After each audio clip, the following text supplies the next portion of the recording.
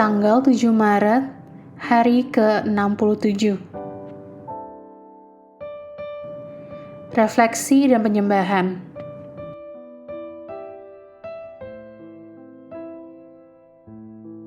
Memimpin.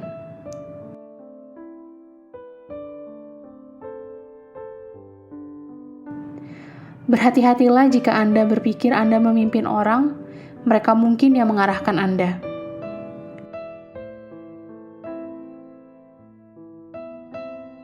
Refleksi. Bulan lalu kita membaca tentang kepemimpinan Musa terhadap umat Allah. Sekarang kita baru saja menyelesaikan kitab Yosua, di mana Tuhan memanggil Yosua untuk menggantikan Musa. Transisi kepemimpinan tidak pernah mudah. Kapanpun seorang pemimpin yang lama, seperti Musa tidak lagi memimpin, akan ada banyak alasan bagi para pengikut Musa untuk bertanya-tanya bagaimana pemimpin baru itu akan dibandingkan dengan pendahulunya. Apakah dia baik atau kejam? Apakah dia akan berjalan mengikuti jejak orang sebelum dia? Akankah dia memiliki agendanya sendiri atau mengikuti Tuhan dengan setia? Yang akhirnya memungkinkan transisi kepemimpinan yang mulus dari Musa ke Yosua adalah kesadaran bangsa Israel bahwa pemimpin sejati mereka tidak pernah berubah. Tuhan telah memimpin Israel melalui Musa, hambanya, dan sekarang Tuhan akan memimpin Israel melalui hambanya Yosua. Maka dilanjutkanlah pola kepemimpinan pelayan bangsa yang sudah dikenal selama 40 tahun ini.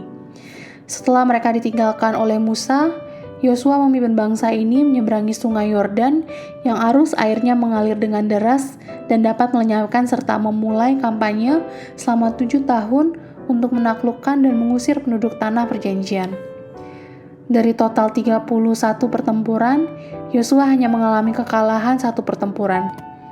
Apakah Anda ingat di mana kekalahan itu terjadi? Sebuah kemunduran sementara yang dengan cepat dapat diperbaiki.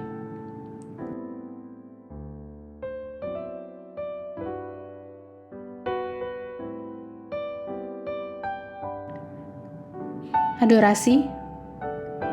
Dalam permainan anak-anak, siapapun bisa menjadi pemimpin.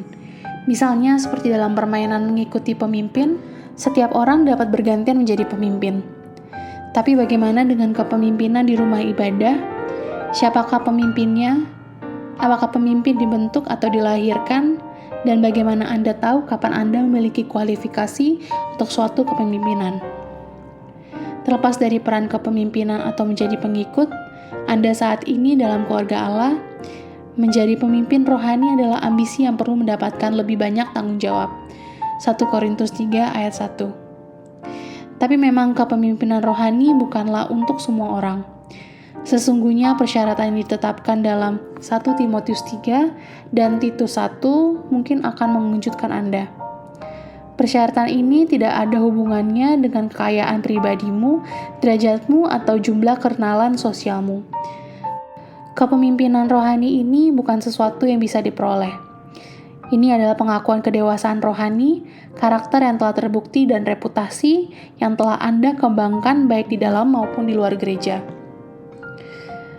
Jika Anda bercita-cita menjadi pemimpin dalam pelayanan di dalam keluarga Allah, tanyakan pada diri Anda, seberapa baik saya mengelola tanggung jawab dalam hal lain yang telah dipercayakan kepada saya?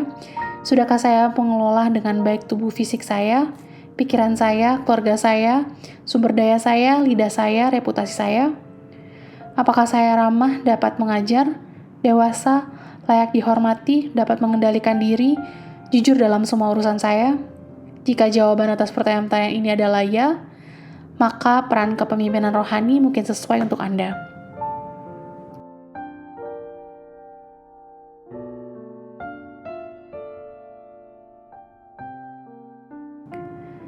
Aplikasi. Terlepas dari apakah tanggung jawab kepemimpinan yang mungkin ada di masa depan Anda, sikap pemimpin rohani yang melayani seharusnya menjadi ambisi Anda. Dengarkan nasihat dari Rasul Petrus ini, gembalakanlah kawanan domba Allah yang ada padamu, jangan dengan paksa tetapi dengan sukarela, sesuai dengan kehendak Allah, dan jangan karena mau mencari keuntungan, tetapi dengan pengabdian diri. Janganlah kamu berbuat seolah-olah kamu mau memerintah atas mereka yang dipercayakan kepadamu, tetapi hendaklah kamu menjadi teladan bagi kawanan domba itu. Maka kamu, apabila Gembala Agung datang, kamu akan menerima mahkota kemuliaan yang tidak dapat layu. Demikian jugalah kamu, hai orang-orang muda, tunduklah kepada orang-orang yang tua.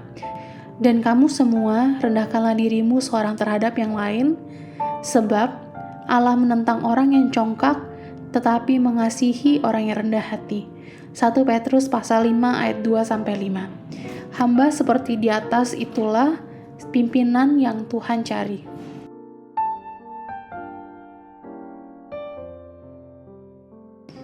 Amin. Tuhan Yesus memberkati.